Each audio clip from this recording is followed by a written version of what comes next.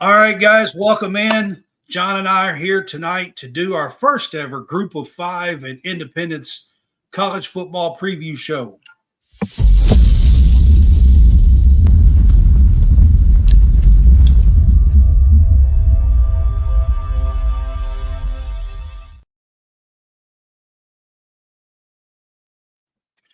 All right, guys, welcome back. It's Brad with College SportsCast.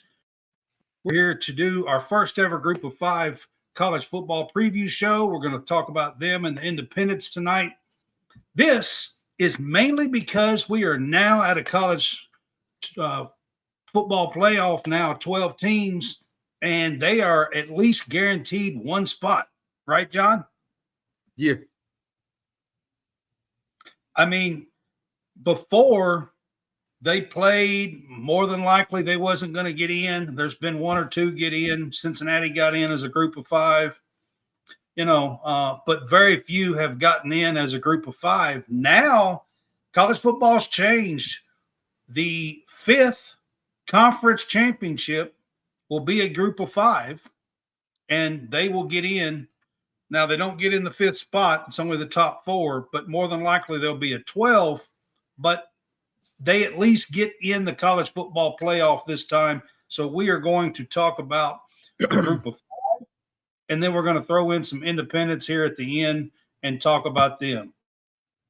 Real quick, if you are following us on Facebook, you can help support us now by sending stars or subscribe to our channel for 99 cents a month.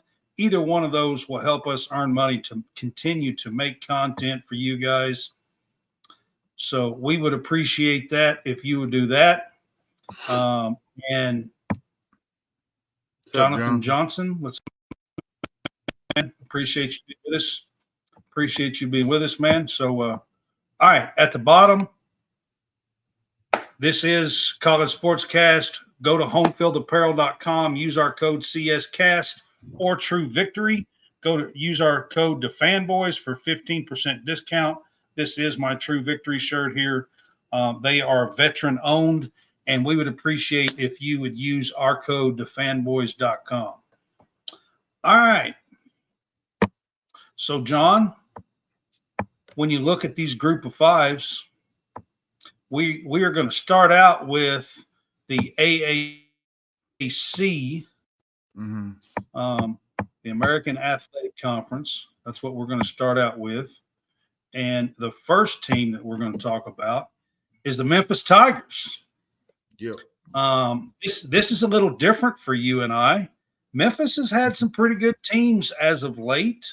And, I'm talking 2022, 2023. They've had some pretty good teams as of late. And this Memphis team seems to set up pretty well for a chance at the college football playoff. What do you think?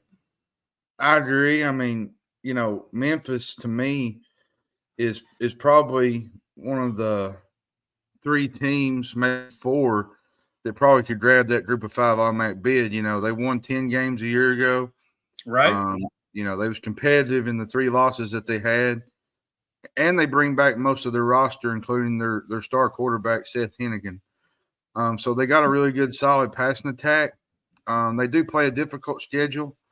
They play on the road against Tulane, UTSA, South Florida, and they do go on the road and play at Florida State. So it'll be interesting to see, in which we saw what happened to Florida State against Georgia Tech this past weekend. You never count out college football. So you absolutely can't. Looking at their offense just real quick. I mean, you mentioned their quarterback being back, Seth Hennigan being back, and that's going to be big for them. But they also average over 4.6 yards per carry on offense as well, running the ball. Well, they've always been known for up and down. Norvell, when he was there before he left for Florida State, they played a really high profile offense, and they kind of kept that same repetitive offense when he left. So It should be interesting to see how this Memphis team does going On forward. the defensive side of the ball, where do you think this, in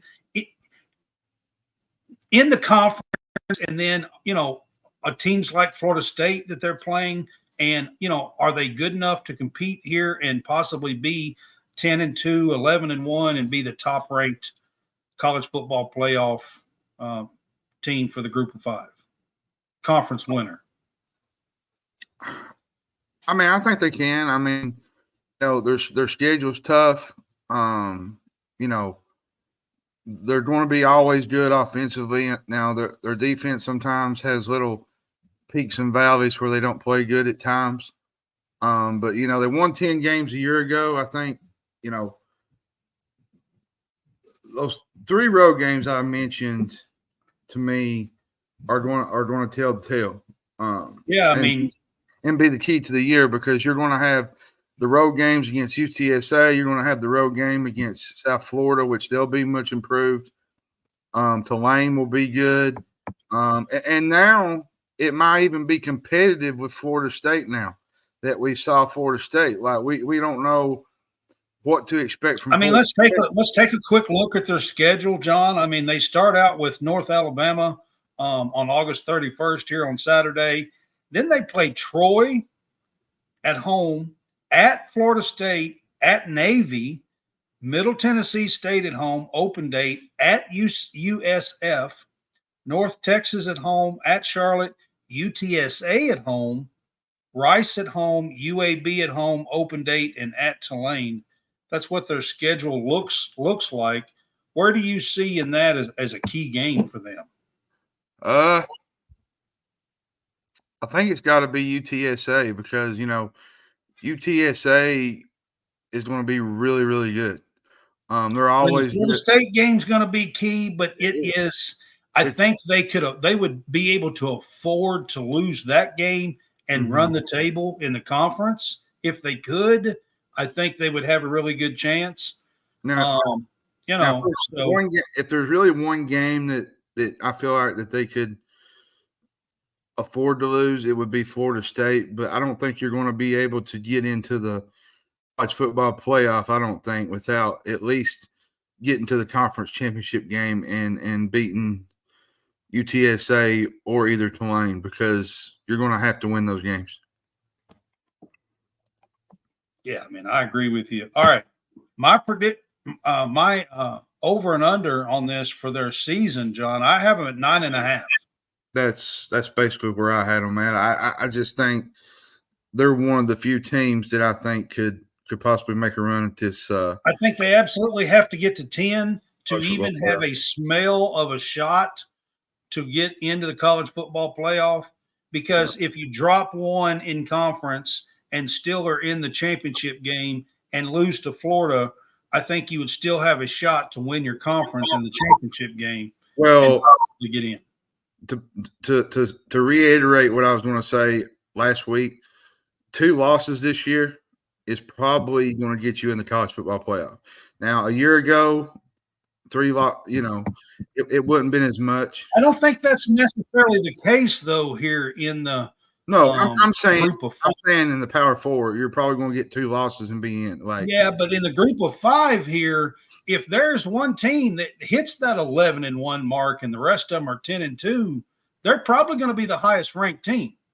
Yeah, you're right. All right, we're going to move on to UTSA. They've had a pretty good run over the last 6 years or so. UTSA has, former quarterback Frank Harris was there for a long time, and they've had a pretty good run. Do you think they can challenge Memphis here in the Conference USA? I think they can. Their biggest strength is their offensive skill players. Now, they do have to replace their quarterback, Frank Harris. And I felt like Owen McCown, he didn't really impress me much his freshman year. They lost some key pieces defensively as well. UTSA did, so they're going to have to find some answers in the secondary because I think they ranked 109th in coverage. So I still think that they're going to be a team to watch in this conference, but I don't think they're the team that is going to be one of those that makes the college football playoff. All right, so on defense, they have some pretty skilled linebackers that can move. They're just not real big. They're not massive like power 4 conference linebackers. Yeah, they added some guys. But they are very good. They added some guys from the portal. They got Denver Harris from LSU. They got Jamarius Lewis from New Mexico. So they got some help in the secondary. I think them losing 2 of their top guys from a year ago is going to really hurt them. Cam Alexander, he went to Oregon.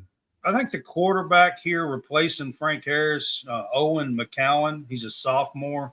I think he's going to be a key player for them. Yes. Replacing Frank Harris here. So that's who I have as a key player for them. All right, let's take a quick look at their schedule and then pick a key game here. Their schedule looks like this, guys. They start out with Kennesaw State, then at Texas State, which won't be an easy game. They're a good one in the Sun Belt. At Texas, Houston Christian at home, at East Carolina, open date at Rice, Florida Atlantic at home, at Tulsa, Memphis at home. That'll be a big game for them. Open date, North Texas at home, Temple at home, and at Army is how they wrap up the season. Where do you see in that as a key game for them?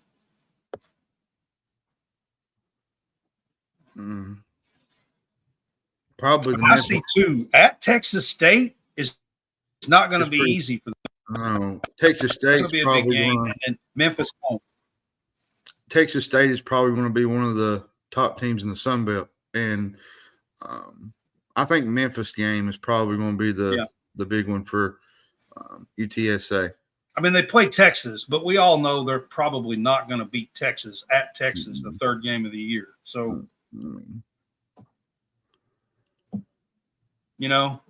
that's just probably not a game they're going to win. I think it's probably the Texas State or the Memphis game at home. Yeah, it's either of those 2. In my record, I got them at 8.5. I had their over under at 8.5. That's what I have. So I think they're right there with Memphis, especially if they can beat them at home. They can win that game at home, then they have the upper hand here and possibly, could at least be in the championship game and have a chance. I think, the likely loss, looking at their schedule, is probably Texas. Every other game, they could be in and win. Yeah, I agree with you. Pretty much. All right, the other team that I wanted to talk about here, and this is a little different here, is I want to talk about South Florida out of the AAC here. What do you think about South Florida's chance? I've seen some people predicting them to be one of the top teams here in the AAC. They haven't been, but they've been improving. They scored 414 points last year with a really fun offense. They did. And even the Alabama game a year ago, they hung enough in to make some noise, but they just couldn't finish the deal. Byron Brown is their quarterback to build around. He's a pretty good quarterback for them. Yeah, he's a fun guy to watch. Yeah, and they put up a lot of points and score and move the ball, on offense. Pretty fun offense to watch.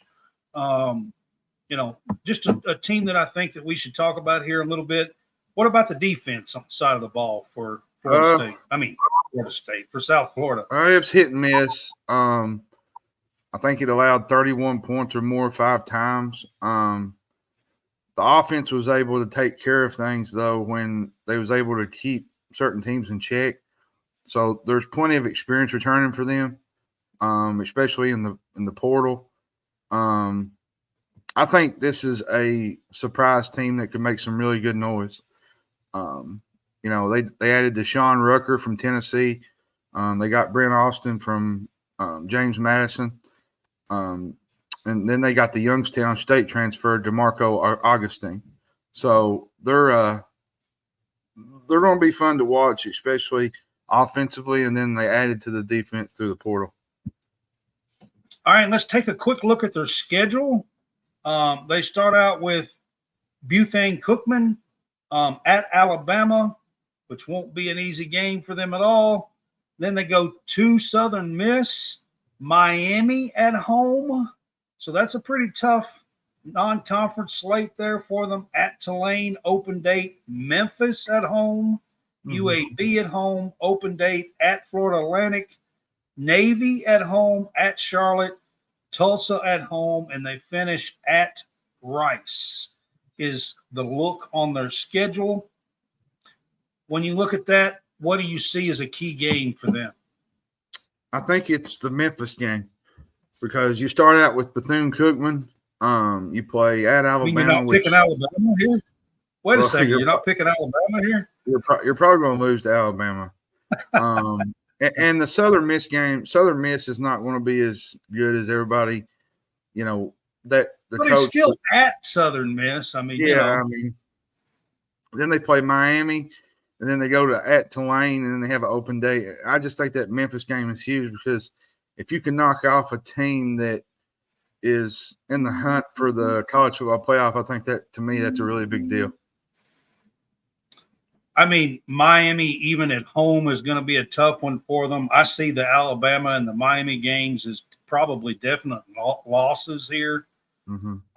So I'm not sure if winning and the college football playoff here is in the cards for them, but could they make a run and get into the championship game out of the AAC here?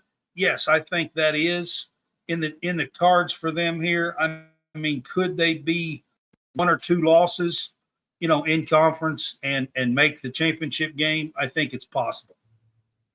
I do. I just think they're going to have to beat a few of those teams, like you said, Southern Miss and such, if they're going to have a shot. Yeah. So I look at I did their over and under at 7.5. That's what the over under for the wins on the season is 7.5. I mean, could they get to 8 or 9? If they get to 9, then I think they would have a chance maybe they would have to upset Memphis or a couple of those conference teams that we just talked about, to be able to get to that.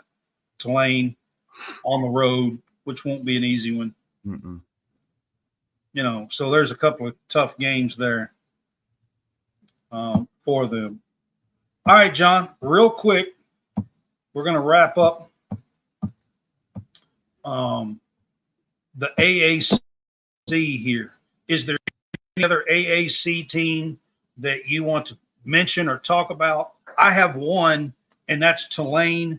They have John Summerall now as the coach, who's been the head coach at Troy the last couple of years, 23-4, won the Sun Belt twice, went to playoff games. He's a heck of a coach, ex-Kentucky guy here, but I'm going to tell you what, he's a heck of a coach. And just watch out for the Green Wave. I feel like they're going to make a little bit of noise even in his first year. Yeah, if anything, that would be a team to pretty much keep an eye on there. But other than them, I think Memphis is your best bet. All right, we are going to move on then to the Conference USA. And Conference USA, the top team to me and the one that a lot of people are picking with a chance to go to the college football playoff here is Liberty. They are the team who made the New Year's Six last year. Now, they didn't show out very good because they lost their coach and quarterback so anyway, but No, wait a minute. That was the year before, wasn't it? Yeah. That's right. It was the year before when they lost their coach. Anyways, but they didn't show out very good last year. They played Oregon and got clobbered, but they didn't make it, and that would be the 12th spot. They were the highest ranked group of 5 team last year, and that would be the college football playoff 12th spot here.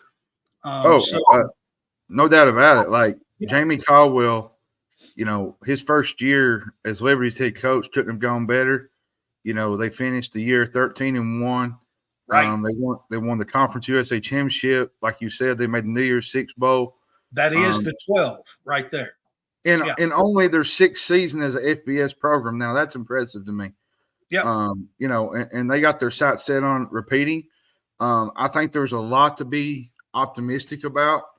They got Quentin Cooley back. They got Caden Salter back. Salter, their quarterback being back, really is going to help them a lot. I'm telling you now, this Liberty team can play ball. I tell people all the time, there was a couple schools that scheduled them in the last 2 or 3 years, Arkansas, and they gave Power 4 teams fits. Yeah. And at the end of the day, this is my team to win this conference. Now there might be their receiving core took a hit with a transfer to LSU, and a couple of things there. So, I don't know, but this team has been able to do it year after year. So I'm sure they're going to have somebody step up for them. Well, they did add a nice piece in the portal, Julian Gray from NC State, which will help their receiving core. So he was a big plus for them. Right. All right. On the defensive side of the ball, the linebackers will probably be okay on, there for them. I think the secondary needs a little bit of work. They do. And pass protection, to me, that's my key of the year. Their pass protection was really bad offensively. I think they finished 94th among FBS schools in pass blocking grade last year. And they lost 3 starters off the offensive line, which is going to be you got to replace those guys. So, but still, I think Liberty will be in the hunt when it boils down to it, because Jamie Caldwell is an absolutely heck of a football coach. If you knew him when he was at his time at Coastal. Right. All right, let's take a look here at the schedule. They start off playing Campbell at home. Then they go to at New Mexico State, which will not be an easy game. New Mexico State had a good year last year, probably be a pretty decent team this year. Then they play UTEP at home, East Carolina at home, at Appalachian State, open date, FIU at home, another open date, at Kennesaw State, Jacksonville State at home, at Middle Tennessee, at UMass, Western Kentucky at home, and then at Sam Houston is where they finish up the season. Yeah. Key game, looking at that, where do you see as a key game? I think you got to go Appalachian State, because, App State is up there right in that playing at App State is going to be tough. Yeah. I mean, that's probably to me, that's probably going to be your toughest hurdle. Western Kentucky at home towards the end of the season will probably be a tough game. I think they won 42-29 last year. The thing is, you got them at home. You got to steal a few of these road games, and this is the one that they need to steal if they want to slide into that spot. Like, this is a team, guys, that could absolutely make the college football playoff. And I'll say this real quick. If you've never watched Caden Salter play quarterback, he's talented, my man. Oh yeah. And I have their win set at 10.5, John. That's when I look at their schedule, I have it set at 10.5. That's where I got them. I think it's another one that I've got kind of not penciled in, but I got them kind of floating around that. They're right on the edge. I think they are one of the top 2 or 3 teams that could absolutely make the college football. And there's another one. I don't know if we're doing the same. I think this is USA, but there's one in the Sun Belt that we're doing Conference USA. Yeah. So there's another team that I'm kind of keeping my eye on. Yeah. All right. We are going to move on to WKU, Western Kentucky University, out of the Conference USA conference here. I think they are going to be a challenger here for Liberty. Now, nobody really has had more of a high-octane offense than Western Kentucky. I mean, they've had 2 quarterbacks that just broke record after record after record after record over the last couple of 2 or 3 years.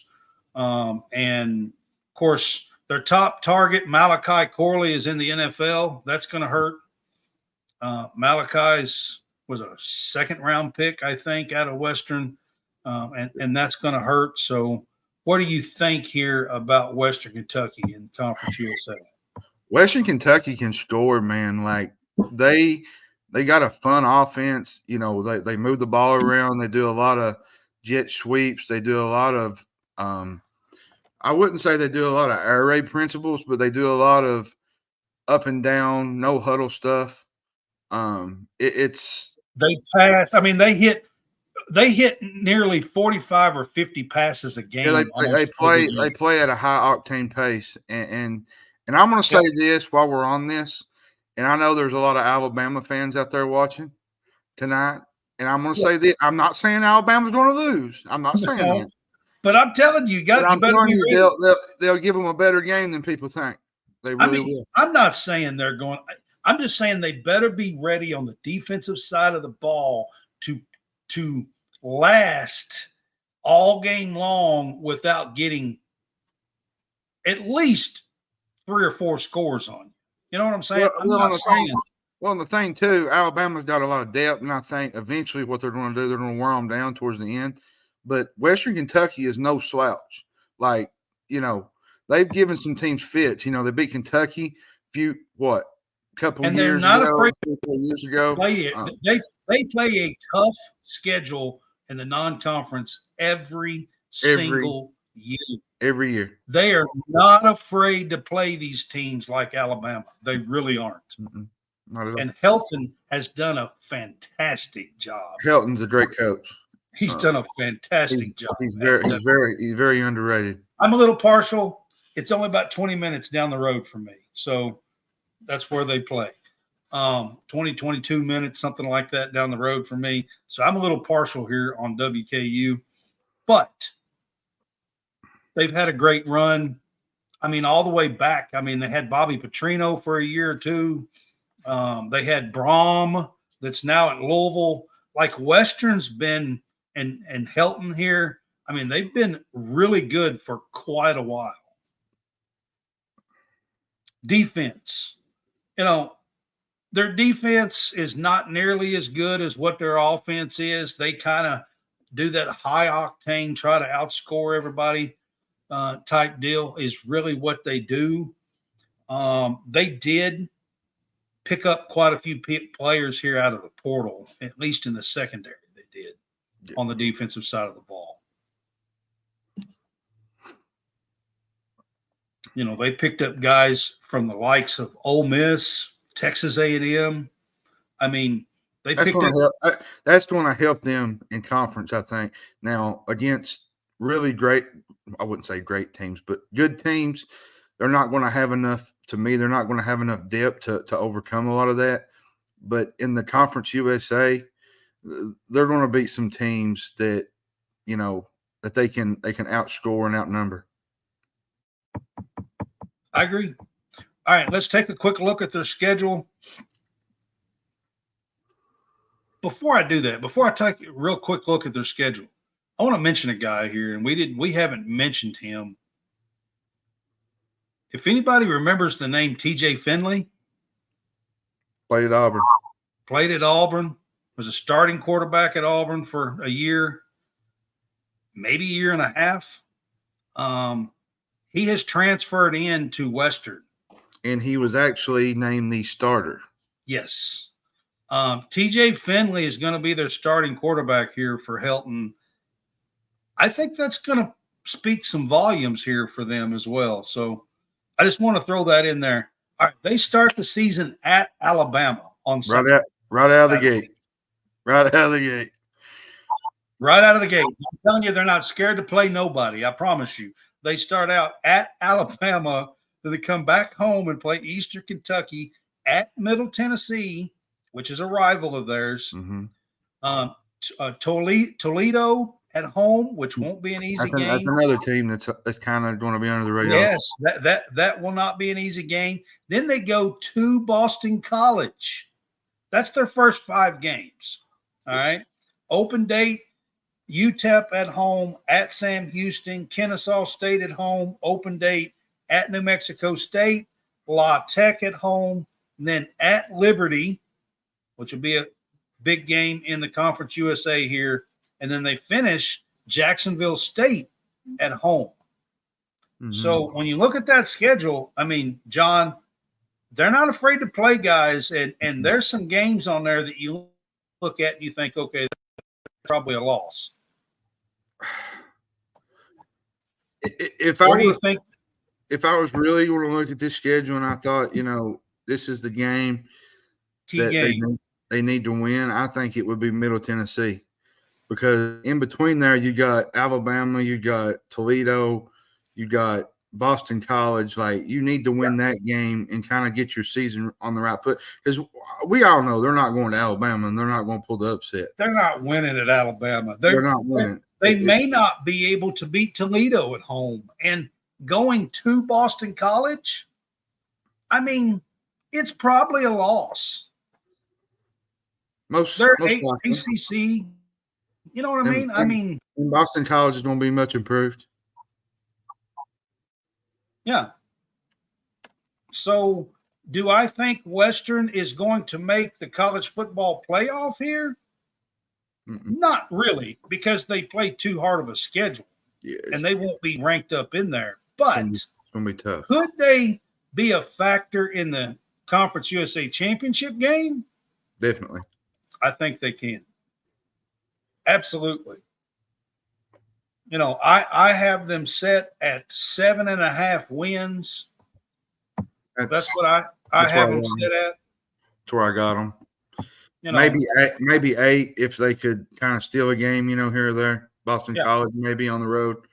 Because listen, I know Boston College is not Alabama and some of these others, but that, to me, them going on the road and playing that shows me that, like you said, they're not scared to go on the road and play these Power 4 schools. And to be honest, that might be a winnable game. Yeah, it could be. If they could get that win, it'd be huge. If they could win Toledo at home and at Boston College, this team, I'm telling you, could be 10-2. I'm not saying they will be. At most. They could be. They could be 10-2 if they can get those 2 wins. One of them's a home game and one's at Boston College. Yep. All right. We are going to go on to the next one here in Conference USA. Real quick, we are going to move to Jacksonville State. They are a team that I think most people thought was going to fall off after last year. Because, Dion and everybody, I think everybody thought they were going to fall off. You mean Jackson State, or Jacksonville State? You said Jackson. No, I'm talking about Jacksonville State. That's who I'm talking about. You said Dion, and I was just wondering. That's Jackson State. Yes, you're right. It's Jacksonville State too. But I think most people thought they were going to fall off last year, and they didn't. I think most people thought Sam Houston was going to step up in the Conference USA here, and it was really Jacksonville State. And they have a guy that I think a lot of people might know in Rich Rodriguez. They do. And I tell you, the style of their attack, the way they play offensively, is really good. Is really fun to watch. You know, They now were they got 9-4 last year. they got 3 starters are expected back. Their size, they got some size, they got some depth. Clay Webb at the guard position is really good. You know, so this could be a fun team to pay attention to early in the year. Yeah, I mean, I agree. Offense, defense. What do you think here? You know, looking at their team Well, and I'll and say what they're this, doing. and a lot of people don't know this because a lot of people don't watch Conference USA football except for all the diehard sicko fans out here. But their their defense was one of the best in the country last year. Their pass rush. I mean, absolutely. Can I say that again? Jacksonville State's pass rush was one of the best in the country. Yep. And they got the Zion Turner, the QB from UConn, transferred in there. A lot of talent. Yep. And, you know, we'll see what he can do here. Right in here to Jacksonville State. Now, on the defensive side of the ball, I do think the secondary has a little bit of work to do. They do. On the defensive side of the ball. I'm going to say this. The key game, like, I know he was going to get to this, but to me, the schedule real quick. And then key game for me is Coastal Carolina. That's the very first game of the year. I'll let you finish in just a second. So Coastal Carolina at Louisville, at Eastern Michigan, Southern Miss at home, open date at Kennesaw State, New Mexico State at home, open date, Middle Tennessee at home, at Liberty, at La Tech, FIU at home, Sam Houston at home, and then they finish at Western Kentucky. Reason I say that Coastal is a huge game was because last year they started out the FBS season, their first year losing to UTEP. Yeah. And I think beating a team like Coastal, which beat them last year 30-16, I think that would be huge to start out the year. And I think it would kind of glance some momentum towards them. And if you beat Coastal, you'll have a chance in every single game in Conference USA. Well, I mean, look, if you lose that game and then you go to Louisville the second game of the year and play at Louisville and lose that, you're sitting at 0-2 to You're start sitting the at season. 0-2 to start the year, and then it's kind of a fog the rest of the year trying to get back to where you want to be. So, yeah, so, I mean, that Coastal Carolina game at home is a big game for them. Absolutely. it's huge. Yeah, it is a big game for them for sure. Now, over and under on their win total here, I have it set at 6.5. I'm going to go 7. I think they could do a little better than that. I think I'm going to go 7 because, you know, last year there was times where they didn't play really well. The defense or the offense struggled at times, but they still ended up with 9 wins. And I think, you know, that this will be another type of year with that because, listen, Rich Rodriguez has done a really good job with this group. And I think he's going to get them to respectability and do a really good job with them this year. All right. Any other Conference USA team? For me, the only other one that I really wanted to mention is Middle Tennessee. They have a new coach. You guys might recognize him. He coached at Vandy. Go, John. Tell us who it is. Derek Mason. I think Derek Mason's a good coach. I think, and he knows Tennessee. He knows Middle Tennessee. And I'm going to say this about Derek Mason. Murfreesboro is only about 20, 25 minutes from Nashville, where he's been. So he knows the recruiting there. I think he's going to do a good job. I'm going to say this about Derek Mason real quick. I've been wanting to say this for some time, and I'm just going to say it while we're on this topic. Yeah. I know people kind of bashed him at Vanderbilt and you know, the seasons that he had. Now, let's be honest. He did beat Tennessee. He beat a few teams while he was there. But listen, y'all. He stepped into a horrible situation. Like, a very He not. got him I to a wouldn't say bowl. horrible. I wouldn't say horrible. He But got him to a bowl game twice. They I'm haven't talking. been to I'm a bowl talking. game I'm since. talking about when Franklin left. It kind of Yeah. left him in a spot to where he had to really hurry up and get his players in there. And I just think it was just it was a load on top of him. And I think with him sitting at Middle Tennessee, I think he's in a great spot to where he knows the area, he knows the recruiting around there. And I feel like there's no really big pressure there to win for him that it would be at Vanderbilt. Yeah, he's in a good spot. He is. There at Middle Tennessee. I almost said state. It used to be MTSU. I still think it is MTSU, to be honest with you. But anyways, Middle Tennessee is Derek Mason. I think he's going to do a great job there. I think he will be in the mix here, if not this year, in a year or two here in the Conference USA. Yeah. All right, we're going to move on to the MAC here on our Group 5 preview. The first team that we are going to talk about is a team who lost their quarterback midway through the season last year and still finished 11-3 and won a MAC championship, and that's the Miami Redhawks. Yeah, unbelievable year they had a year ago. I mean, and they have, just so you guys know, when Blaine Gabbert takes the start here for the first time here in a couple of days or this week on Saturday, he will be the first quarterback to ever open the season with six starts. He's going to have 6 opening season starts in college football, and he's going to be the first one ever to do that. Do you want to know something, a key stat that people don't know about this team? Is this was their best record in 2 decades. And that's dating back to Ben Roethlisberger when he was there.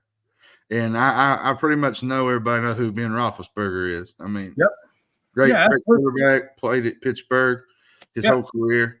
My biggest concern with this team is keeping Gabbert healthy. He's the brother of Gabbert. What was his first name? The brother's name that got drafted first round. I can't think of it right off. Blaine Gabbert. And this guy, I'm saying his brother's names. This guy's name is Brett. I'm sorry, I didn't mean to do that to you. Blaine was the brother that was drafted. Blaine Gabbert is the quarterback here for the Redhawks. Totally messed that one up.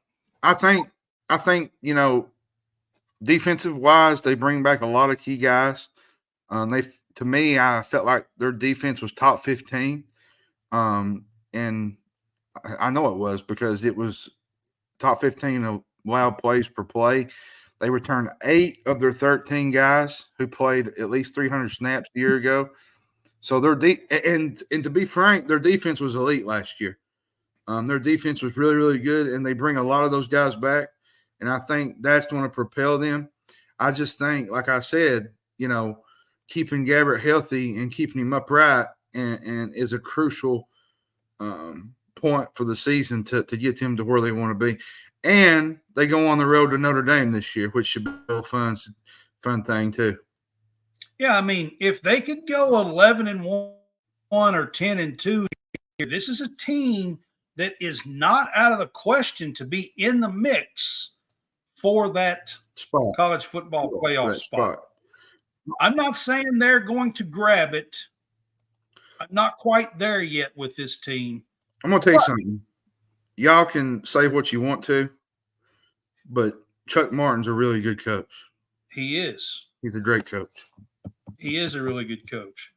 All right, let's take a look at their schedule. They start out at Northwestern. Listen, y'all. Y'all. I'm going to tell you. Have you seen the point spread for that game? I think last I looked. What is it? Last I looked, it was 3.5 Northwestern. Yeah, and that's at Northwestern, guys. Then they have an open date. Then they play Cincinnati at home. Mm-hmm. Then they go at Notre Dame. You talking about a team that's not afraid to play some power conference teams. Then they play UMass at home, at Toledo, at Eastern Michigan, Ohio at home, Central Michigan at home, open date at Ball State, Kent State at home, Northern Illinois at home, and they finish at Bowling Green in the MAC. My key game. But I'm going to tell you, you look at that schedule, John, the first 5 games or 6 games or so are brutal. That's a tough schedule, man. Yes. I think the Toledo game is the key game. I think it's going to be between them and Toledo. And I think you're going to have to get off on the right foot, which I know you're probably not going to beat Cincinnati. Possibly could at home. And you're not going to beat Notre Dame. So you're going to have a Could they upset Northwestern at home? Possibly. Could they beat Cincinnati? I mean, possibly. Northwestern on the road and Cincinnati at home. I mean, now let's be fair. If they could steal one of those two and beat Toledo at home, I mean on the road. Let's be fair. They'd be in the driver's seat. We're going to have at least 1 or 2 losses probably going into that Toledo game. And oh, yeah. I mean, more than likely, yes. At most. Notre Dame for sure is going to be a loss. Yeah, they're not going to beat Notre Dame, I don't believe. So no, I don't think so.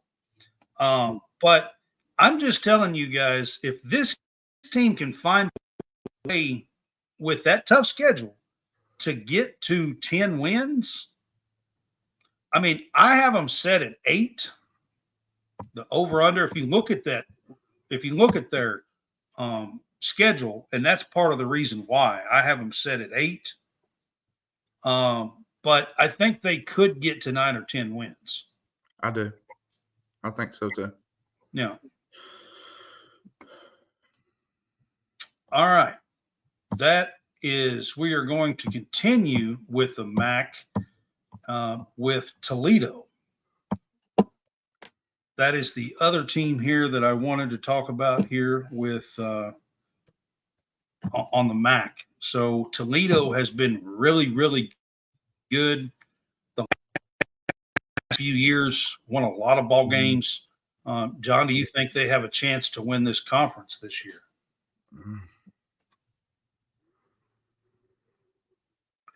The thing about Toledo is they lost quite a bit. They did to the transfer portal. They still retain some, but Penny Boone, Finn, the quarterback Finn is gone to the transfer portal, so they lost quite a bit here. They did. I think that's where this comes into play. It's tough to replace Finn at quarterback. There's some question marks there. Now I think and Penny Boone had 100 yards. And Penny Boone's gone. So they lost 2 of their star guys. I think their defense is going to be really good. They brought some guys back. They went through the portal. I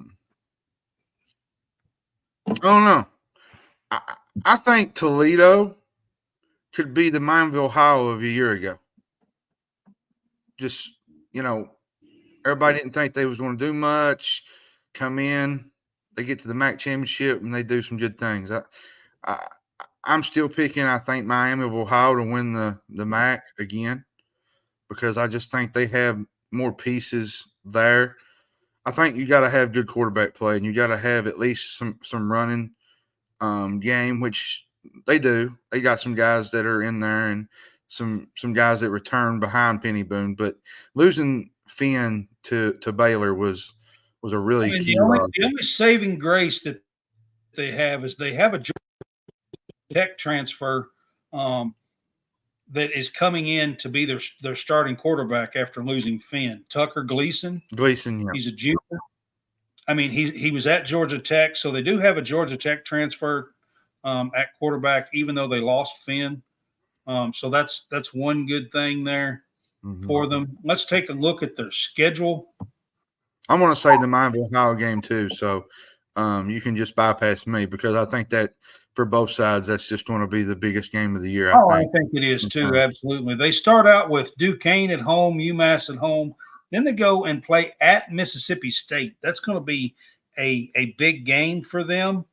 And I'll say this to add to that with Mississippi State, a new looked offense, a new looked whole group coming into Mississippi State's replaced a lot, lost a lot. I mean, they're replacing a lot of pieces.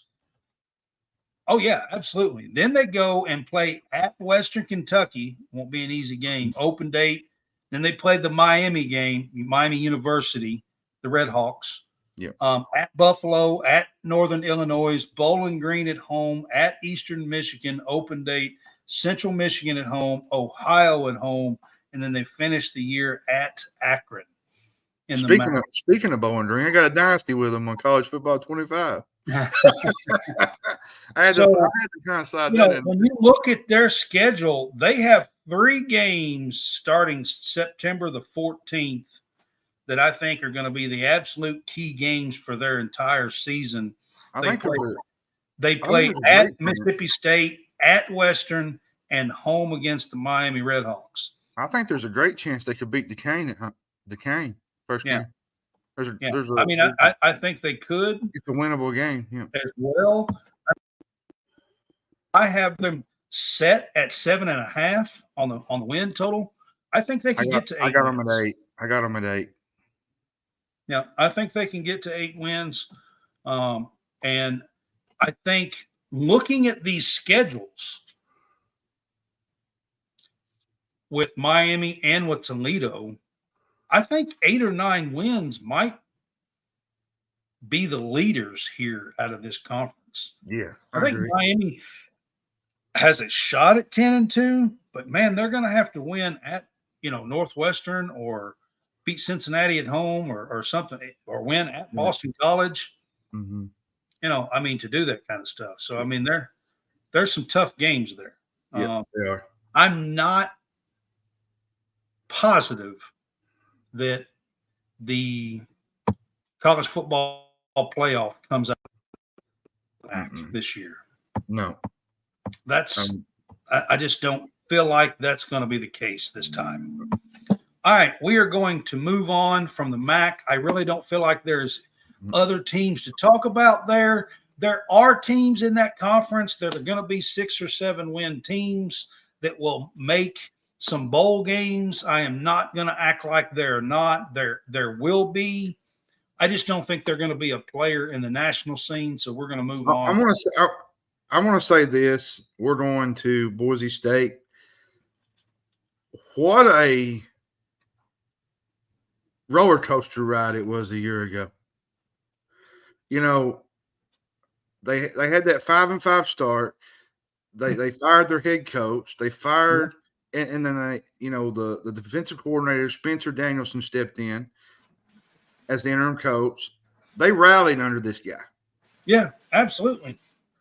Winning their final 3 games, and they won their first Mountain West Conference championship in 4 years.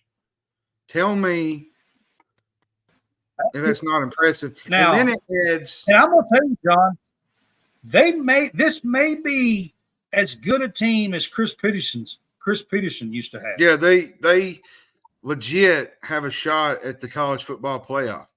I'm going to be honest with you before you get into it. Now, I made a prediction for my 12 teams. I picked Boise State as my college football playoff team preseason. And guess what? They're the current favorite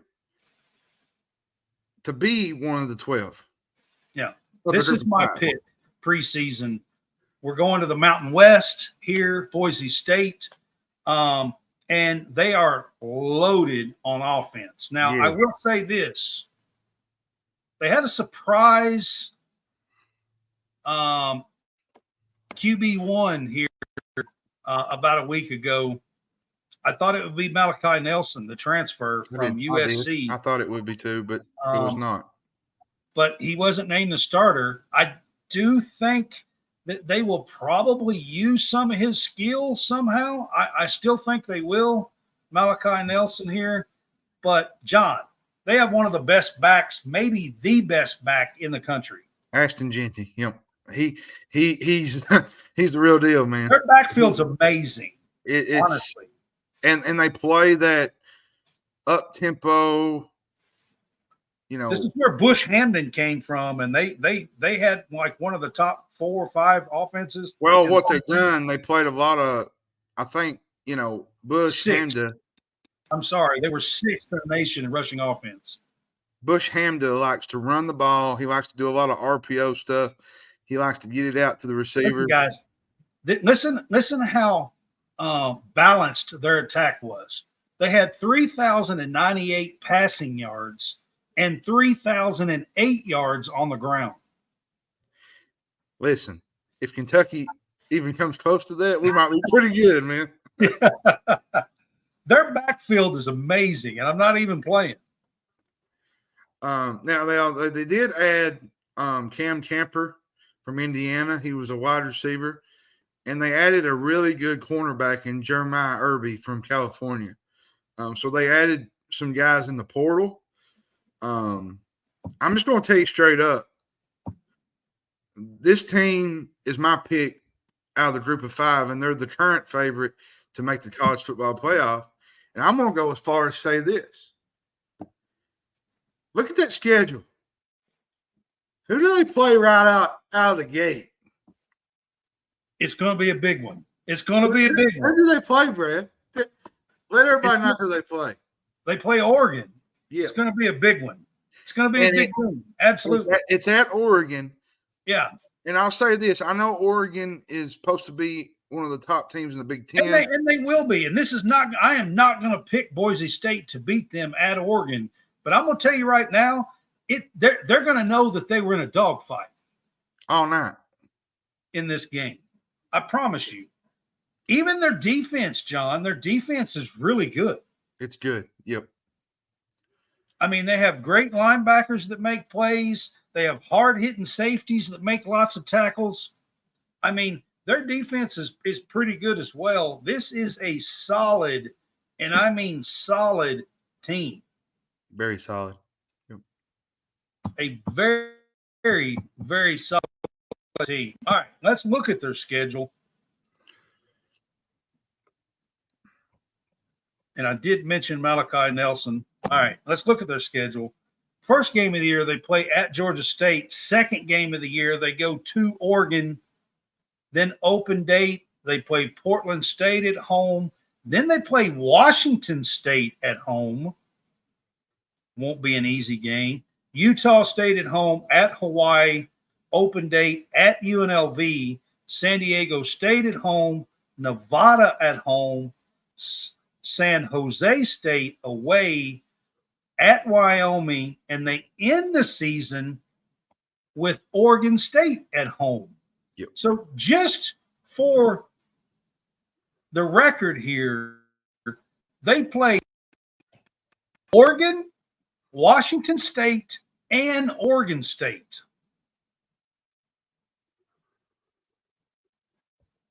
Yep. I'm just saying that's for Boise State here. That's a tough schedule. It is. I mean, I think 2 wins could get them into the college football playoff. Or, 2 losses. Oh, yeah. I think. I mean, if they could somehow go 11-1, they are a shoo-in. There is no way that anybody else – I don't think anybody else in the country is going to get in if they're 11-1. You go on the road and you upset Oregon, you're in high cotton. I'm not even saying – but if they could somehow find a way to beat Washington State and Oregon State at home and then run the table minus the Oregon game and just lose the Oregon game at home, they are a shoo-in. There's no way they are going to be – because they're going to look at Oregon State and Washington State as a top Power 4 team. Because even though they're in the Mountain, the Mountain West Pac-2, they're still going to look at them as a – John, I've got their over and under. You look at their schedule. I've got it set at 9 because they play those 3 games. I got it at 10.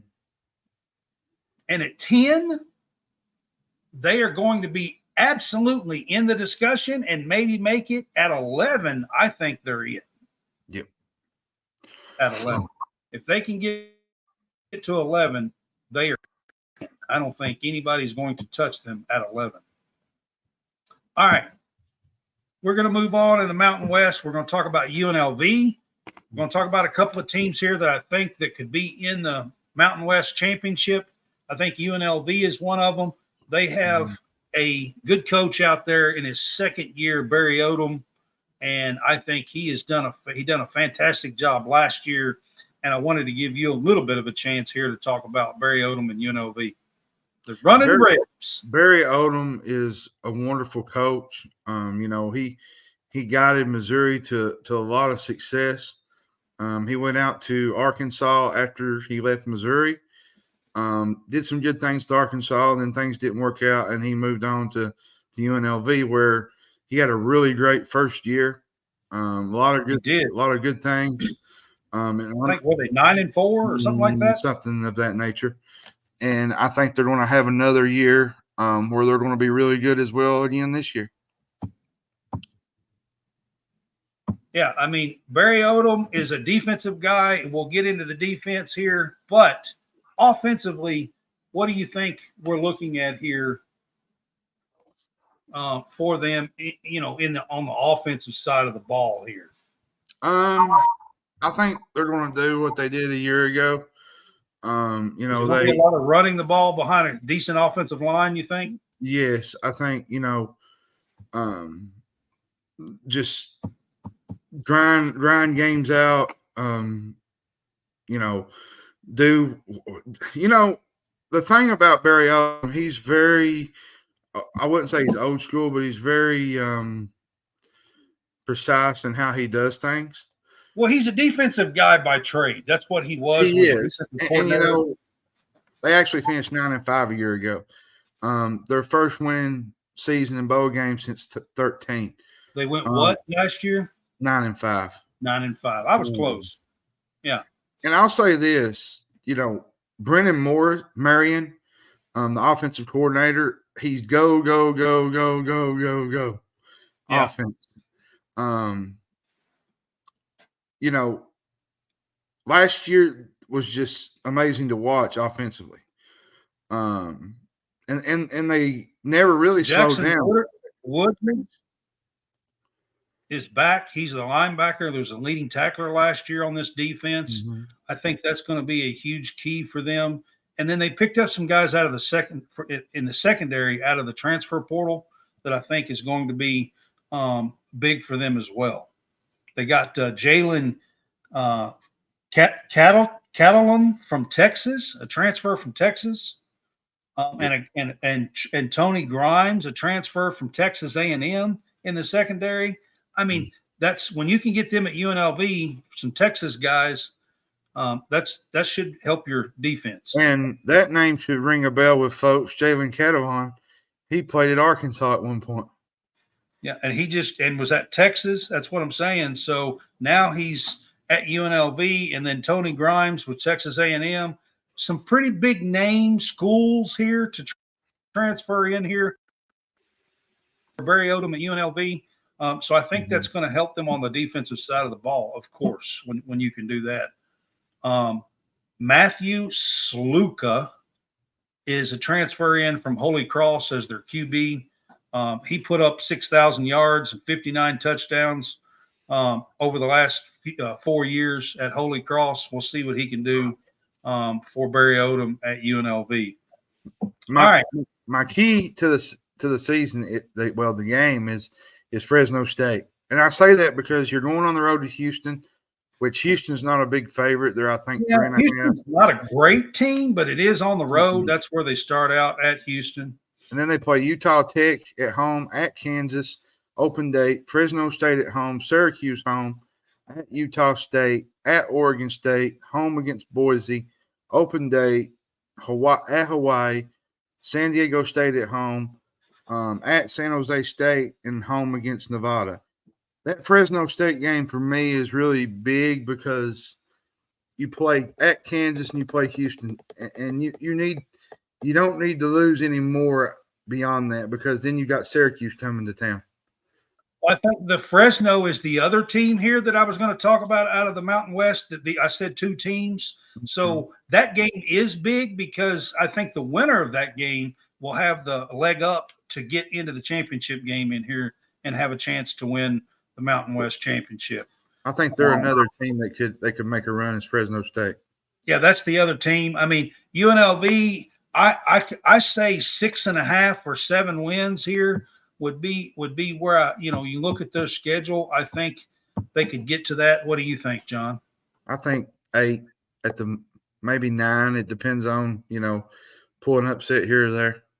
Yeah, I mean, Barry Odom's a good coach, and I wouldn't put 8 or 9 wins past him. I mean, no, I would not. Sure. And I think they are going to be a player to make the Mountain West championship. Top 2 teams here. So my other team is Fresno.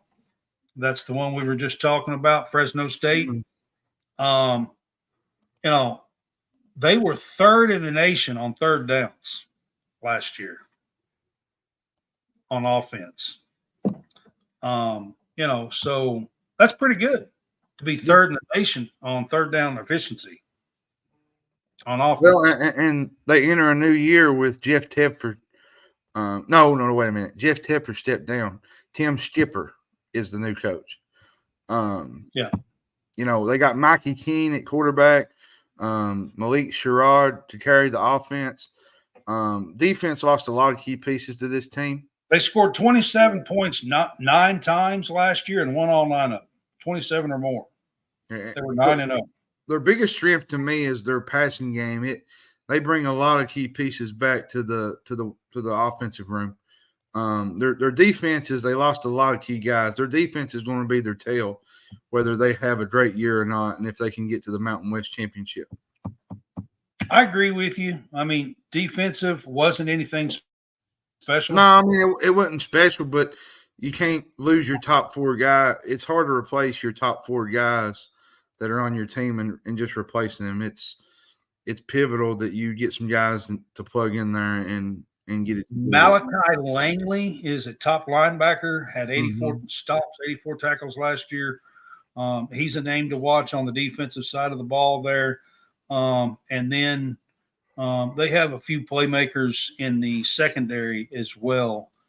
They did lose Raymond Scott to James Madison, which to me was a big loss at linebacker. So felt like that was a big loss for them. Mikey Keene is going to be their quarterback. How Mikey Keene goes is usually how Fresno State is going to go. Yeah, that's my key. That was my key to the season. Is how Mikey Keene goes is how Fresno State goes most of the time. All right, let's take a look at their schedule.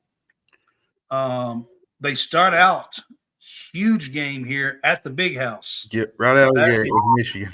That is this Saturday. They play at Michigan.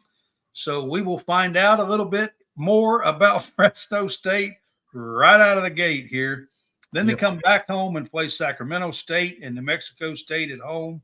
Then they go at New Mexico, to UNLV, open date, Washington State at home, at Nevada, San Jose State at home, Hawaii at home, at Air Force, open date, Colorado State at home, and then they finish the year at UCLA, which is kind of a weird game to finish the season off. Odd game, yeah. To be the last game. I mean, if you played them, it looks like it'd be earlier in the season, not the last game of the year. No. But I think they was kind of replacing the USC game. Well, I think they play UCLA. Don't they play UCLA this year? But it's really odd. Wait a second. Boise State and Fresno State do not play in the regular season. That's very odd. It's kind of odd out of the Mountain West here that they do not play in the regular season. Key game, looking at that schedule. What do you got? Probably UNLV. At UNLV? I think that's a crucial game for them because if you look at their schedule, it's pretty manageable beyond Michigan.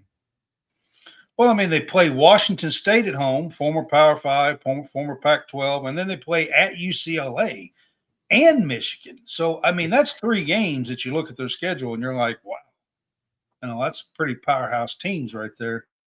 Yep. For a Mountain West, team to be playing. So, when you look at those 3 games, I have them set at 8 wins is what I have them set at. Yeah, that's where I have them. And the other 2 teams there's only one other team really in this group is Oregon State. I don't think Washington State's going to do much this year. I don't think. Well, I'm not really considering them Mountain West teams because they're not going to be part of the conference standings. They're playing some conference games. Yep. 6 each one of them, I think. But they're not going to be part of the conference standings. So I have them listed as our independents that we were going to talk about here. But other Mountain West teams, I mean, to be honest with you, the only one that I was really going to mention, there was 2. I was going to mention Air Force and Colorado State. I don't think that they're going to be a player in the championship or nothing, but I believe that they're going to be in that next tier, those 2 teams, Air Force and Colorado State. I think they're going to be in the next tier. But beyond that, we are going to move on to the Sun Belt. Sun Belt, and then where we're going to the independents. We are. Yeah. All right. The Sun Belt is next. We're going to move on to that, and we are going to do App State first is who we're going to hit. First is App State. App State has had tremendous football over the years. I mean, lots of years, and won a lot of big games. They are a team out of the Sun Belt, John, that absolutely could be a player if they can get to that 11-1 mark or 10-2 mark. They absolutely could be a player out of the Sun Belt for the college football playoff. Yeah, Sean Clark has done a really good job. They're the betting favorites right now to win the conference. A lot of that's because of who they got returning offensively. The defense needs to be a little bit better. I think if they want to get to Sun Belt, Joey Aguilar is coming into his 2nd year as quarterback for App State. He's one of the top group of 5 signal callers. They also bring back their top 4 wide receivers and tight end group from a year ago. Can they defend the run better is the question. Can they get better defensively? Their offense is always going to be there. But can their defense get there is my question, and that will tell the tale whether or not they get to the get to the Sun Belt Championship. So one thing I want to mention here as we are talking about the Sun Belt that I was going to mention right off the top, but I forgot to mention it. The Sun Belt is the only conference left in football that still has divisions. Yep, that's true. Everybody else has left and not went to, left divisions and just doing a straight up. The Sun Belt still has an East and West. Yep. And App State is one of the teams on the East that I think will be a player to get into the championship. And like I said, I think they could be a player in the college football playoff if they can get to, that 10-2, 11-1 type of year for them. But I did want to mention that because it is a little different. I tend to like the divisions. I'm going to miss divisions out of the SEC, just to be honest with you. But what do you think? Do you like the divisions still in here, or no? I do. I think it's, but I see where it's going with it. Gives everybody an opportunity to possibly get into the championship game, and you don't have that the one and the one, and then you have to decide if you just beat your teams that you're supposed to beat, you're going to make it anyways. And I think it's a fun thing. I'm still old school when it comes to divisions. I like the divisions. I like the divisions. I'll be honest with you. It's just changed. I College think it football actually opens the door for more teams Yep. to get into the championship game for the Mhm. conference, to be honest. Yeah. All right, let's take a look at their schedule. They start out at home, East Tennessee State. Then second game of the year, App State goes to Clemson. Yeah. Which will be a big one. Then they play at East Carolina, South Alabama at home, Liberty at home, Marshall at Louisiana, open date, Georgia State at home, Old Dominion at home. Then they play at Coastal Carolina, open date, James Madison, and at Georgia Southern is a look at their schedule. Where do you see as a key game there for them? Probably Liberty. It's kind of a tough schedule if you look at it, really, to be honest. It's a little tough. Liberty probably. You're going to be duking it out. Liberty's at home. Well, I know they're in the Conference USA, but they're going to be duking it out with them, trying to get to the college football playoff. Yeah, absolutely. And that's a big game that they need to win. Yeah, I agree with that. That is, and they're over and under. They need to win. I feel like their over and under is probably 9. I have it at 8.5, but I mean, they could get to that 9 wins, and if they can figure out a way to get to 10 with that schedule, playing Liberty, playing at Coastal, playing Clemson, playing James Madison. I mean, these are some of the top teams that we're talking about here tonight.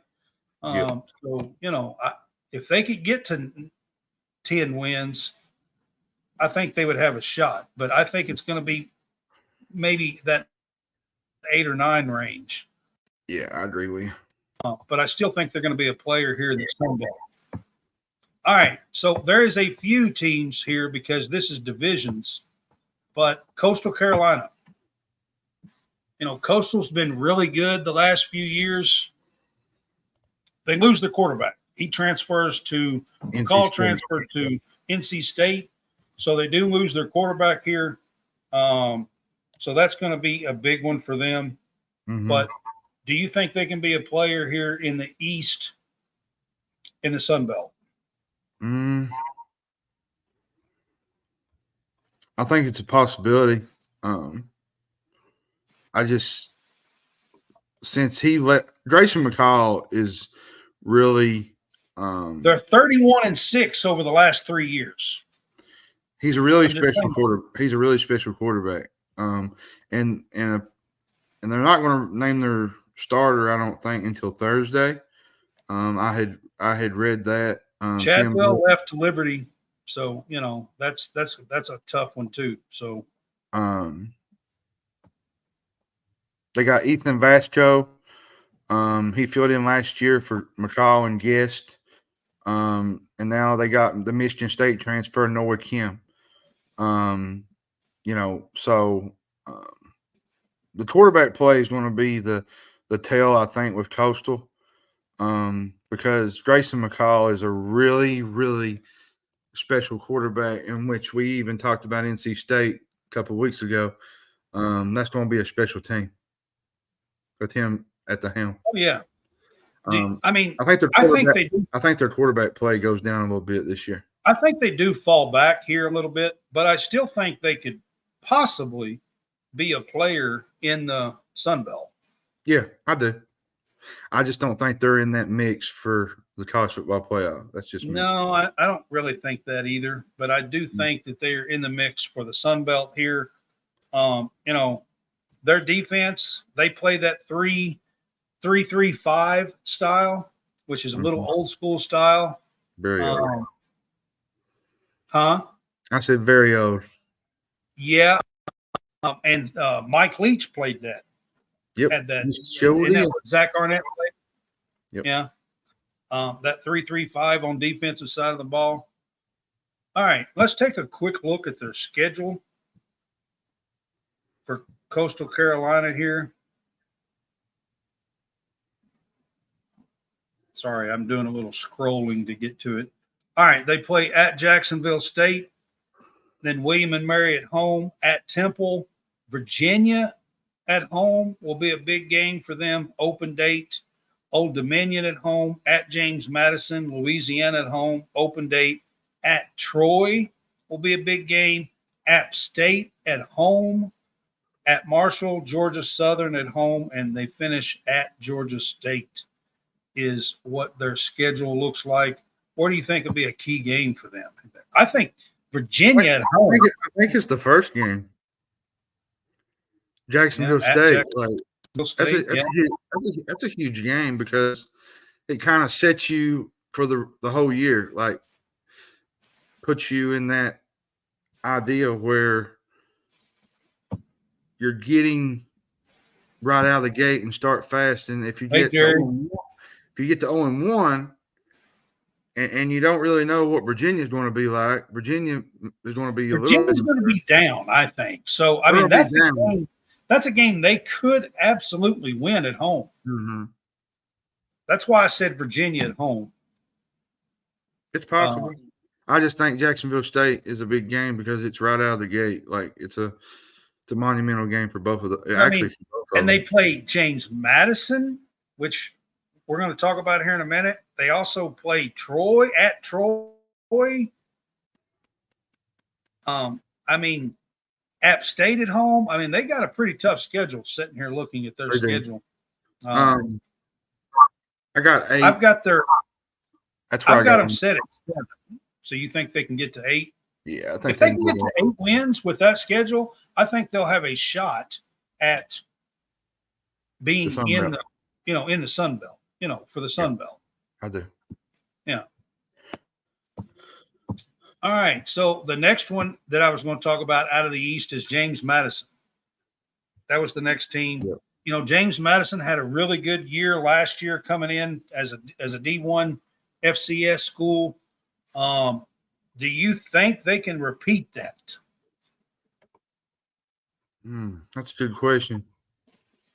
You think they could be a player here, or is App State a little bit ahead of them, and you think they're – I just wanted to start with that. That's a really good question. When their head coach is now – reason I'm kind of cloudy on players is now at Indiana. The transferred to Indiana as well. The reason why I'm kind of quiet on this one is because they lost Kirk Cignetti. He went to Indiana, and he took a lot of really good players with him. He did. They lost a lot of this now at Indiana. That's what I said. And they lost McLeod to Texas State, which that's who we'll talk about next. It is. And they haven't had a losing season since 2002. So a winning culture is still there. It's going to be tough, man.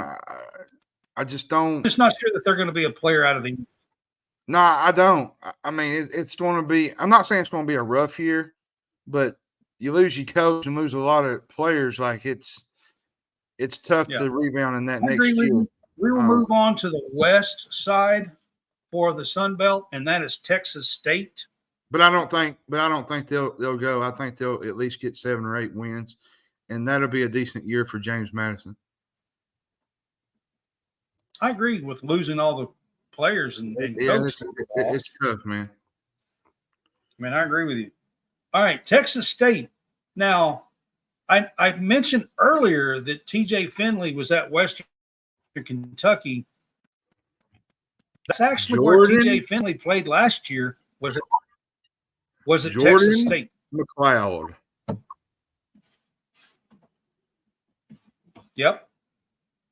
Listen, to me, the Bobcats are the favorites out of all the group of 5, in my opinion. They got a dynamic quarterback in Jordan McLeod. He, like I said, he came in from James Madison.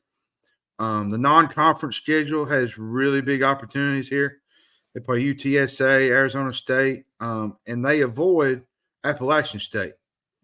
So the pieces could be set up for a Sun Belt championship and a chance to play for the college football playoff. Ishmael Mahdi, I think that's how you pronounce it. He's the running back. They got a really good defensive end in Ben Bell. Caleb Culp is a defensive player to watch. Texas State, the Bobcats, they coming. They coming. Hold on, I'm coming. You know that song, Hold On, I'm Coming? They're going to be really good. I agree with you. On the offense, they're going to be really good. I did bring up TJ Finley. He threw for over 3,400 yards and 24 touchdowns last year for them, but he's off to Western. You think with their quarterback coming in from James Madison, they're not going to miss a beat, huh? I don't. I think McLeod is very dynamic. I think he can do things with his feet. He's very good athletically. This is a fun team to watch. And I think that they'll win. I think eventually what they'll do, they'll win the Sun Belt.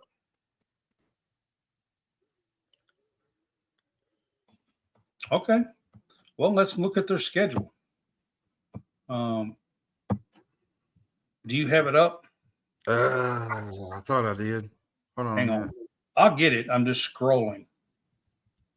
Yeah, I got it. Here it is. They play Lamar. Yeah. I think it's right. Lamar Saturday. Lamar. Then they play Arizona State at home. No, they play UTSA next. Wait a minute. They play UTSA. Then they play Arizona State at home, which is a rare game against the Power Four. At home, for sure. At home. Yeah. At Sam Houston, Troy at home. At Troy, Texas State play Arkansas at home. Old Dominion at Old Dominion. Louisiana Lafayette at home. Louisiana Monroe at home or on the road. Southern Miss at home. Georgia State at home. And then they go to South Alabama to end the year. So the Arkansas is Arkansas State, not Arkansas. Arkansas State, yeah. Okay. Once they get past, I think Troy is going to be a big game for them at Troy. But once they get past that game, you look at their schedule, I think it's wins. Yep. Down the road.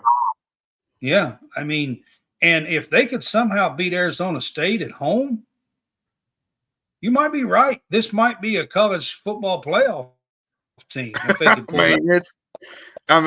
you're talking about Texas State. Texas State, y'all.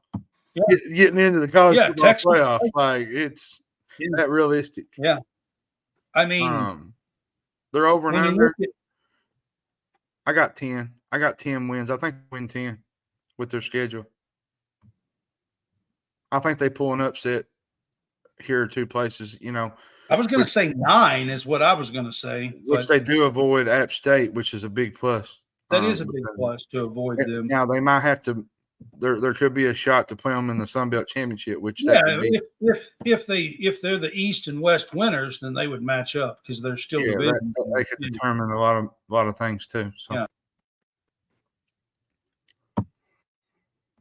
Well, so the other team that I wanted to talk about on the West side was Troy.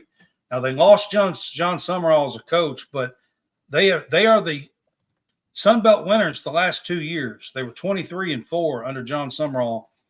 Do you think they take a step back here, or are they still going to be a player out of the West? I think they got to rebuild a little bit. They got Gerard Parker. He has to rebuild a lot of things. This program is used to winning. Ever since I was a kid, for a long time. Neil Brown had it. Even when I was in high school, they was good. 5-10-win seasons since 2016, consecutive Sun Belt titles. Troy to me has always been a consistent football program, and they've always had good athletics, good, just great players go in and out of there. A guy by the name of DeMarcus Ware? Yeah. Play for the Cowboys. Yeah. Yeah. Team you despise. He played for Troy. at one point. So Gerard Parker is the new coach there. He was an interim coach at Purdue for a while there.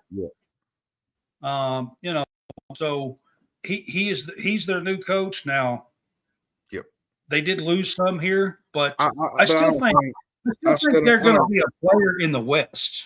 They are. I just don't think they're going to be a player for the college football. There's too many pieces that they need to rebuild with.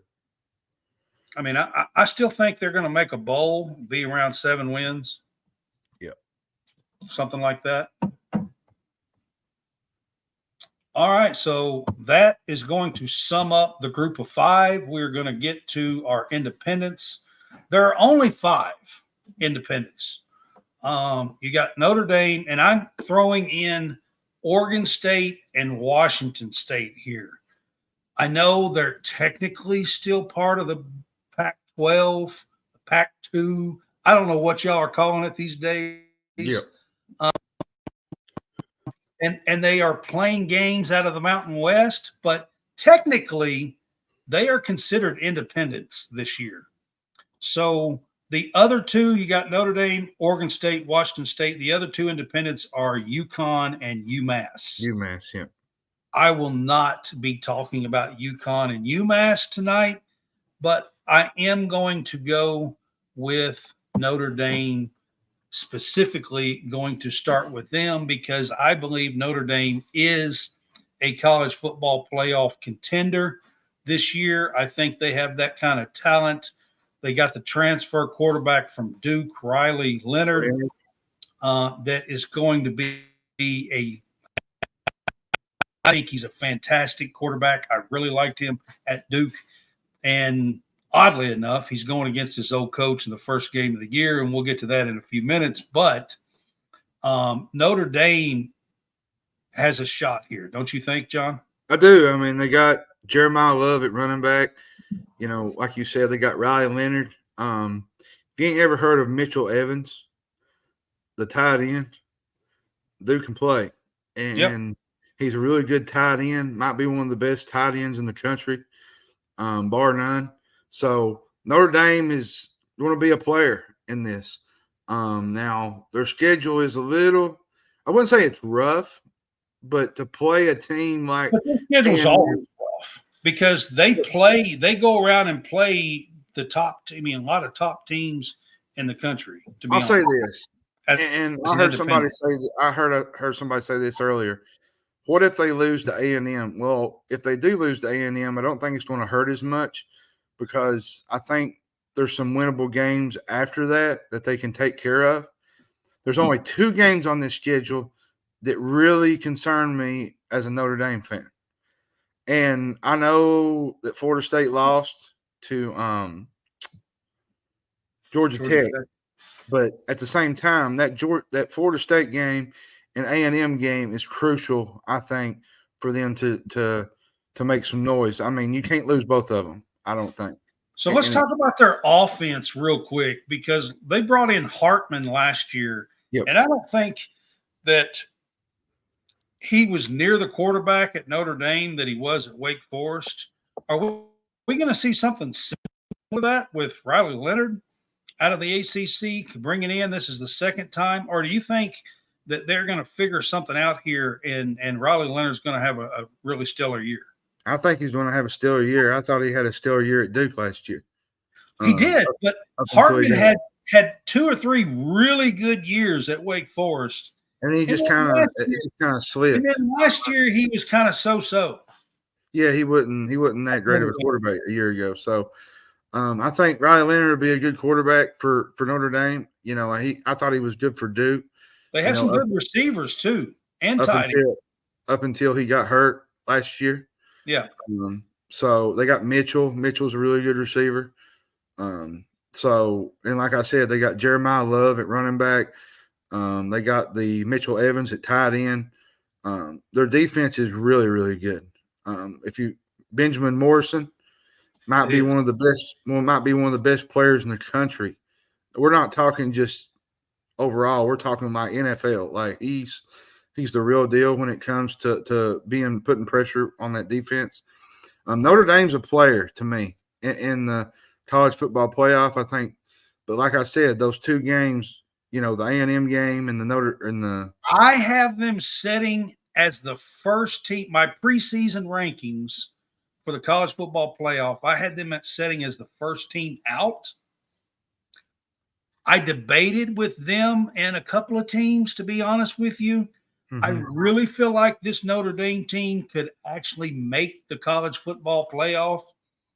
And if they do, even if they went undefeated, the highest they be, because they are not in a power conference, is 5th seed. I'm going to say this. That's the highest.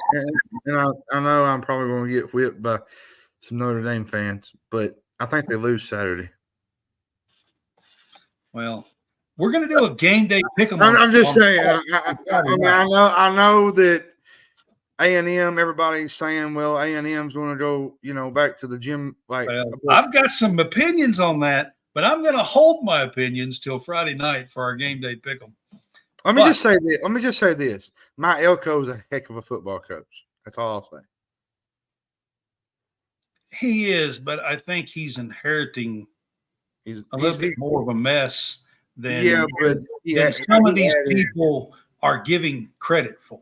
But he added some good players in the portal too, so he's added some pieces. So, all right. So look at Notre Dame's schedule. They start out Texas A&M. Go ahead. I was just going to say the Florida State game is the key game, I think. All right. And then they play Northern Illinois at home. Is that Purdue game on the road? Yep, it's at Purdue. Yeah. And then Miami of Ohio at home. Yep, it's at home. And then they play Louisville at home, Stanford at home. They play away at Georgia Tech. No, it's actually a neutral site game, I believe. Oh, is it? Yeah, I think. Last I looked. Okay, it might be. And then they play Navy. I think that one's on the road. Yep. And they play Florida State at home. Yeah. Virginia at home. Army is on the road. And then they go to USC. Los Angeles to play USC. And the fighting Rileys. Yeah. Yeah.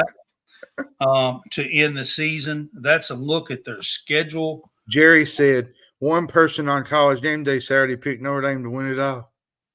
Yeah, I mean, Notre Dame's got – I'm not going to go that far, Jerry, but I really think they have a shot at making the play. I do. I really do. I think they got a really good shot. One of the 12 teams. Yeah, I think they do. Now, they have to get in on merit. They can't win a conference. They're not getting in like the group of 5 that we've been doing. They have to get in. They can't win a conference to get in. They have to be 10-2 at best. I think what they have to do, they have to basically win their games and hope somebody gets beat. Like, I think they're going to have to be at least 10-2 to get in. I don't think 9-3 will find them in the playoff. I really don't. No, I don't either. No. So let's put their win total at 9.5. I got them at 10. I think, and I'm going to say this. I know that you're going to have your opinion on Friday night with the A&M thing. I think they lose this game, but I think they beat Florida State. I don't believe in Florida State right now. If I don't see anything better than what I seen Saturday against Georgia Tech, sorry, FSU fans. They lost to Louisville last year, which is the game that killed me. That not just for that reason, my picks and everything else, like I really just didn't see that one coming. Sorry, Tomahawk. I just until FSU starts. I know it was the first game. I know people say, well, it was the first game, everything. But to look like that, the first game of the year, when you're supposed to have one of the top loaded rosters in college football and the best team probably since you've been there, and to lose like that hits some red flags for me. And I just, I agree. So Notre Dame, I think, has a real good shot to get in the college football playoff. 10 wins will do it. I think they can get to that. And I feel I think the FSU game is the key game though. I think Notre Dame has to the key win game that one. you think is FSU? I think they need to win that game because I think that's one of the games they need to win to at least have a shot at getting to the playoffs. Georgia Tech, Florida State, USC. USC could be big too. Yeah, at the end. So at the end, Texas A&M at the beginning. USC is going to be playing. Because USC is going to be better than advertised too, from some of the stuff I've read. Yeah. Miller Moss. Yeah. All right. Know his name Sunday evening. Miller Moss. Know his name. The next one that we are going to get to is Oregon State. And yes, I am listing them as independents because technically, as far as the college football playoffs, that's what they are, is independents this year. They are playing, of course, Mountain West games, 6 of them, I think, 6 or 7 that they're getting for them and Washington State. But college football playoff, they're considered independents. Now, here's the one thing I want to mention before we talk about anything else. They lost a ton from last year's team, who was a very good. The last 2 years, they have been great teams. Their coach is at Michigan State, Smith. They have 11 former starters who are starting on other power conference teams, transfers that are starters on other power conference teams. 11 that transferred out of. That's just the starters on the power conference. That's not everybody else that transferred. I'm just giving you an idea. They lost a ton. Oregon State did. And I'll say this, and I'll let you kind of drag it out and detail it, but I think this is going to be a rebuild year for Oregon State. Losing Jonathan Smith, the coach, they lost their quarterback. They lost a lot of key pieces on that offense. And I just think, to me, Oregon State's going to have to rebuild that brand and gain it back to where it was. And I think it's going to take at least a couple of years to fix. I mean, I don't think they're going to fall flat on their face here. I mean, they are playing Mountain West teams. They're not in the power. If this happened and they were still playing all the Pac-12 teams, then maybe. But they're just going to have to rebuild for a year or two and get guys back to respectability for their program. I mean, just looking at their schedule, I'm not going to dig into a lot because, like I said, they lost an absolute ton. But they start out with Idaho State. They go to San Diego State. Then the third game of the year is their big game. Normally this is at the end, but they're doing it early. The third game, Oregon goes to Oregon State. That'd be a key game. That's the third game of the year. Then they get Purdue at home. Then they play Colorado State at home. They go to Nevada, UNLV at home. They go to California. Then they play San Jose State at home, Air Force away. Washington State is another big game for them that they get at home. And then they end the season at Boise State. Yes, man, that's a rough game to end the season on. It's a toughie. Yep. Yeah. So that's a look at their schedule. Where do you think would be a key game out of that for them? I mean, of course, the Oregon game, the third game, it's at home. Probably. But I don't see that as a win, to be honest with you.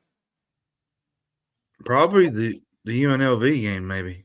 Yeah, the UNLV game at home or the Purdue game at home. They absolutely. For the Purdue game, Purdue at home. I feel like you got to, if you're going to at least go to a bowl and maybe even get 6 wins, you got to win one of those 2. Yeah. You've got to absolutely win those. California on the road is going to be a big one for them too. I think this team, to be honest with you, I've got it set at 6.5. That's where I got it. I mean, maybe even 5. I mean, it's going to be a. I don't think I think they're going to make a bowl. I I think do. they're I just going to make think a bowl. I just think it's going to be a challenge for them a little bit. All right, the other team that is a part of this that for the first time is Washington State. They lose Cam Ward. They didn't lose quite as much overall. Now Cam Ward's a big piece, losing to Miami, but they didn't lose quite as much as Oregon State did. But let's be honest. I think the last 2 years, Cam Ward's kind of carried this team. He has. I mean, Cam Ward. Listen. I'm going to say this: they endured a really rough year last year. You know, they had their losing season, their first losing season since the COVID year. Many went through the portal. They lost Cam Ward, like you said. Whoever their next quarterback is, I don't know. I haven't really checked on the quarterback. He'll have a pretty decent receiving core to throw to. And they're going to play an easier schedule than they're used to in the Pac-12, so possibly they got a shot to make some noise. You know, Kyle Williams is a really good piece they brought back. They brought back Cooper Mathers, one of their top tight ends. Carlos Hernandez will be back. They got the transfer from Oregon, Chris Hudson. So they're going to have some decent pieces at offense and at wide receiver to at least make some noise and do some things. The biggest weakness is who's going to deliver on the ball, though. Losing Cam Ward is huge. Now you got John Mateer. He's a redshirt sophomore. You know, Zevi Ekos, I think. He played at the FCS level. Quarterback play is going to be crucial because losing Cam Ward is like losing LeBron James from the Lakers, like in kind of a regard, because you lose your leader and somebody that's been there and won games for you. And I just think that's where they're going to have to really be better at is quarterback play, because I think that's where they're going to struggle at a little bit since Cam Ward went to Miami. Yeah, but let's look at their schedule. Like he's talking about, their schedule may not be quite as tough as it normally is. I mean, they start out with Portland State at home. They do get Texas Tech at home, the second game of the year, which would be a big game for them. And then the third game of the year, like Oregon coming to Oregon State, Washington State goes to Washington the third game of the year for the rivalry game. And then they get San Jose State at home. Boise State away is their fifth game. They go to Fresno State as well. Hawaii at home, San Diego State away, Utah State at home, New Mexico away, Oregon State away, and then they finish at Wyoming at home.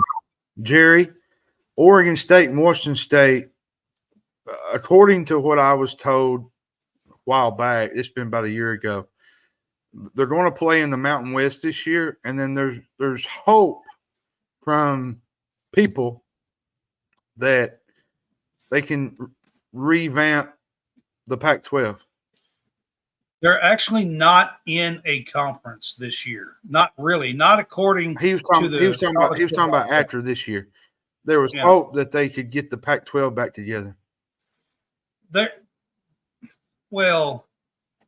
Invite teams, not Oregon and Washington's not coming back. No, they're not coming back. That's not what I'm saying. I mean, I'm talking about invite more teams to be involved. I'll discuss this in just a minute when we finish this. I'll talk a little bit about that. But when you look at their schedule, John, man, you think it's going to be easier, and then they play Oregon State, they play Washington, they play Boise State on the road, they play Texas Tech at home, which is going to be a huge game for them. I that's the key game. What do you think? Second game of the year at I home, think it's Texas Tech. getting Texas Tech? I think it is. I just think it's probably early. I think it's pretty big game, I think. I mean, I think that's huge. They got to go to Fresno State, to Boise State, to Oregon State. I mean, that home game, Texas Tech, they got to go to Washington. So I think that home game with Texas Tech is going to be an absolute key. Now, looking at that, can they 6.5 wins? Can they do better, or are they going to be one of those teams that doesn't make a bowl game? I think it's 7. I think they at least get 7. Yeah, I think they can get close to that. I said 6.5. I think they can do 6 or 7 wins and get to a bowl game. And I'm going to be honest with you, John. After what Oregon State and Washington State has been through, I think that would be a huge bonus. If they can be at 7 wins apiece and get to a bowl game, I think that it would be something major to build off of. Now, Jerry, you were asking about what they're going to do.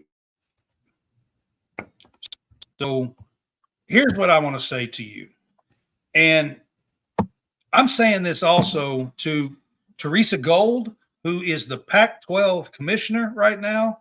And there had been talk that they wanted to try to get something back together with the Pac-12. If they're going to do it, I don't know what the hell y'all are waiting on. I don't understand it. If you're going to get this back together, you got to invite some teams. You do. I don't know what the hell you're waiting on. I mean, look, Memphis, I know they're not out west, but if you want to get something that resembles some players, teams with players that's going to maybe continue a Power 5 conference, you got to make some moves. If you don't, Memphis is going to wind up being in the Big 12. You know why? Because the Big 12 is going to make some moves. Mm-hmm. While you guys sit and twiddle your damn thumbs, I don't know what the hell you're doing, but if you're going to do it, you've got to make some moves. That's how the Pac-12 got in this damn predicament to start with. Because guess what? The Big 12, they didn't sit around with their thumb up their ass. And they sat around and actually made some moves and said, hey, we're going to invite this team and we're going to that team. And they survived. The Pac-12 sat around like a damn ostrich with their head in the sand, buried in the damn sand, and they fell apart. Now, what we got going is they're still sitting there. They got rid of the guy that done it. They brought in Teresa Gold, and they made a few moves early on. They won a court battle. They got some TV rights for this year. They made a couple of moves early on, Teresa Gold did, that I thought, okay, that's positive. Maybe they're moving in the right direction. But, I mean, we're months later, and they're still just sitting there, just twiddling away at their thumbs, just sitting here, just da-di-da-di-da-di-da. I'm not sure what the hell is going to go on, but what I will say this, if you don't make some moves, Oregon State and Washington State is going to wind up in the Big 12. Yeah. It's that simple. In the Pac-12, Pac-12 will be no more. To answer your question, they're either going to have to get off of their ass and make some invites and moves to save the Pac-12, or they're going to wind up in the Big 12. That's what I think is going to happen. Now, and that is your nightly Brad rant. Possibly they wind up in the Mountain West if the Big 12 passes on them, but I don't think they will. ESPN wants Oregon State and Washington State to be in a power conference. And they are pushing. That's your nightly Bradisms and rants. Get off your ass. I mean, seriously, you got to get your head out of at least the sand. I'm not going to say get it out of your ass. Well, I just did, but you just did. Get your head out of the sand, because that's what happened. That's why your conference fell apart. Let me give you just one more quick little thing on this rant. If y'all's dumbasses had went out and got San Diego State and SMU like you talked about in the very beginning to replace USC and UCLA, 8 other teams wouldn't have left you setting dry, because you would have continued to have a conference. Because SMU wouldn't be in the darn ACC if they would have had a chance to be in the Pac-12. All you had to do was send out a simple invite to SMU and San Diego State. And San Diego State, I get it. They would have had to pay some money to leave the Mountain West. Who the hell cares? Did the Big 12 care? Did the Big 10 give a shit? I mean, the reason why you're in this mess is because you've done nothing and tried to save nothing. If you're going to save it, you got to get off your ass and send some in. Plain and simple. Okay, Jerry. Hopefully that cleared some stuff up. Yeah, clearing it up. Hopefully. They could either save the Pac-12, which isn't looking strong right now, or the likely bet is they end up in the Big 12. Small bet chance that they join the Mountain West. I really don't think that's what is going. If that is the option, I think they'll buy out some Mountain West teams and rebuild the Pac-12 with some Mountain West teams instead of joining the Mountain West.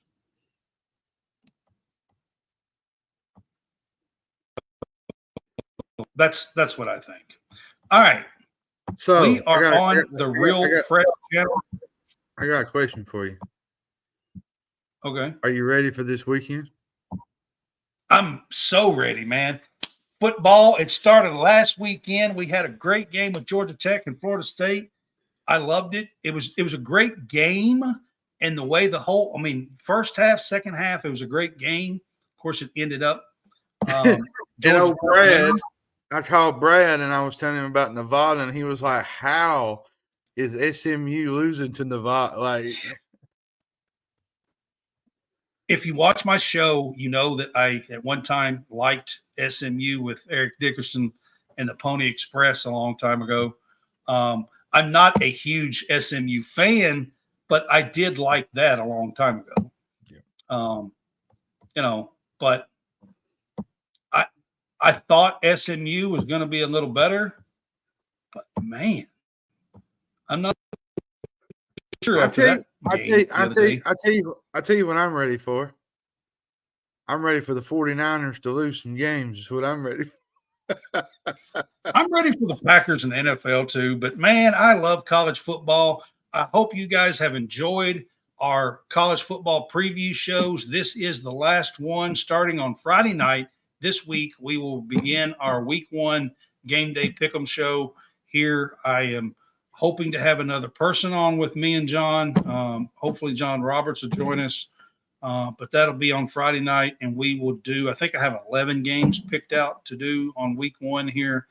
And so we are on the Real Fresh channel now. Are you going to tell the news? Are you going to tell the news? Or are you going to wait for later for the